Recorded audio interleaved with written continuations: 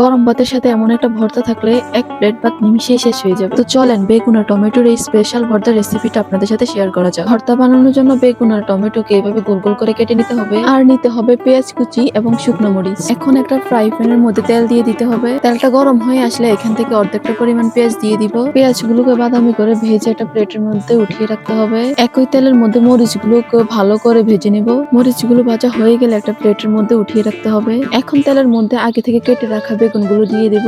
এখন বেগুনের মধ্যে সামান্য একটু লবণ এবং হলুদ গুঁড়ো দিয়ে দিব। হলুদ আর লবণ বেগুনের সাথে ভালোভাবে মিশিয়ে নিতে হবে। এখন উল্টে পাল্টে বেগুনগুলোকে খুব ভালো করে ভেজে নিতে হবে। বেগুন ভাজা হয়ে গেলে বেগুনগুলোকে একটু সাইড করে রেখে সামান্য একটু তেল দিয়ে দিতে হবে। এখন টমেটো গুলো দিয়ে দিব। এখন টমেটো গুলোকে খুব ভালো করে ভেজে নিতে হবে। এখন বেগুন আর টমেটো গুলোকে হালকা একটু পোড়া পোড়া করে ভেজে নিব। ভাজা হয়ে গেলে বেগুন আর টমেটো গুলোকে একটা প্লেটের মধ্যে উঠিয়ে রাখবো। এখন বেগুনগুলো একটা সাইড করে রেখে শুকনো মরিচ গুলো দিয়ে দিতে হবে। সামান্য একটু লবণ দিয়ে মরিচ গুলাকে গুঁড়া করে নিব। মরিচটা গুঁড়া করা হয়ে গেলে এখন এর মধ্যে পেঁয়াজ কুচি গুলো দিয়ে দিব। এখন পেঁয়াজ আর মরিচ গুলোকে একসাথে ভালো করে ডলে নিতে হবে। এখন পেঁয়াজ আর বেরেস্তার সরিষার তেল দিয়ে একসাথে ভালো করে মিশিয়ে নিব। এখন সবকিছুকে একসাথে খুব ভালো করে ভর্তা করে নিব। ভিডিওটি কেমন হলো অবশ্যই কমেন্ট করে জানাবেন। ভালো লাগলে একটা লাইক করে দিবেন। আসসালামু আলাইকুম।